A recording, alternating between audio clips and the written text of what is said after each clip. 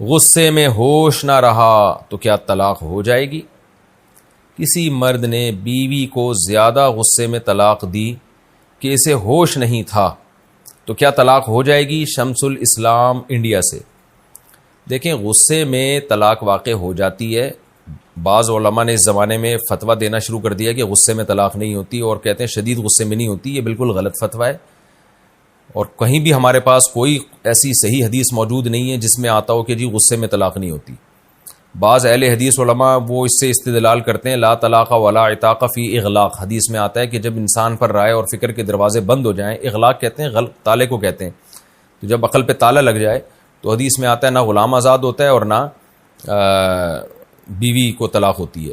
تو وہ تالا لگنے سے مراد ہے کہ جب بالکل ہی دماغ کام کرنا چھوڑ دے، جیسے سو رہا ہوتا ہے انسان کا دماغ کام نہیں کر رہا ہوتا، یا کوئی مجنون اور دیوانہ ہو جاتا ہے، پاگل ہو جاتا ہے تو دماغ کام نہیں کر رہا ہوتا۔ غصے میں تو دماغ بہت کام کر رہا ہوتا ہے، تبھی تو وہی کام کرتا ہے۔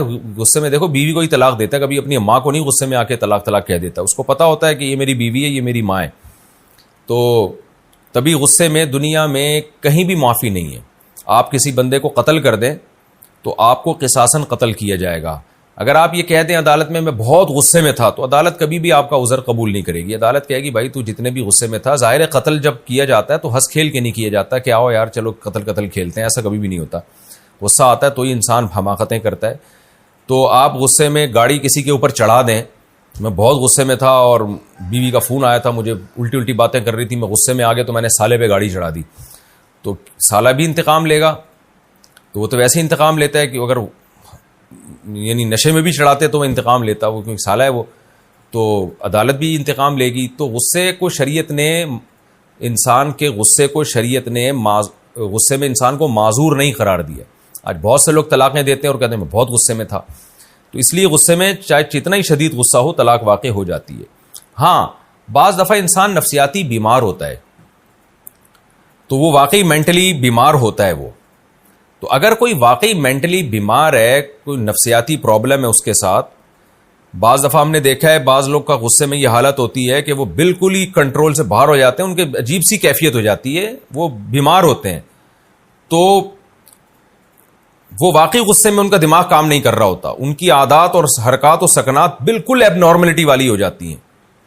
تو اگر واقعی ایسا کوئی بیمار ہے اور وہ غصے میں طلاق دیتا ہے تو اس کی طلاق واقع نہیں ہوتی، لیکن وہ دلائل سے ثابت کرے گا کہ میری غصے میں ایسی کنڈیشن تھی۔ اور دلائل کیا ہے؟ کوئی ڈاکٹر کا، یعنی جیسے مفتی کے پاس جب یہ کیس جائے گا نا، تو پھر مفتی اس سے دلیل مانگے گا کہ کیا واقعی آپ غصے میں ایسے ہوتے ہیں، تو لوگ گواہی دیں گے، اس کے گھر والے گواہی دیں گے، ہاں بھائی یہ پہلی دفعہ نہیں ہوا، اس سے پہلے بھی ایسا ہوتا رہا ہے۔ اور میں تو پوچھتا ہوں کہ اگر آپ واقعی غصے میں ایسے پاگل ہو جاتے ہیں اور نفسیاتی بیمار ہیں تو یہ پہلی دفعہ ہوا ہے یا اس سے پہلے بھی ہوا ہے؟ اگر ہوا ہے تو آپ کو علاج کیوں نہیں کرا رہے تھے؟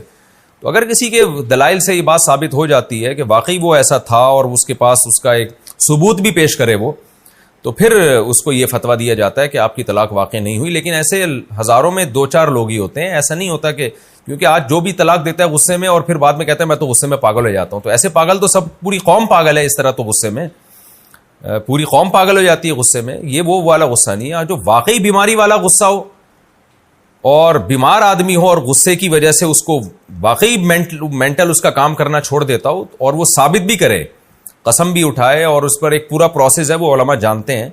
اس پروسیس کے تحت جب کسی مفتی کو یہ تحقیق ہو جائے گی کہ واقعی یہ سچ کہہ رہا ہے، اس میں ثبوت مانگے گا اس سے مفتی، تو پھر اس کو فتویٰ دیا جائے گا کہ یہ طلاق واقع نہیں ہوئی ہے۔ لیکن نارملی جتنا بھی غصہ ہو خوب سمجھ لیں طلاق واقع ہو جاتی ہے۔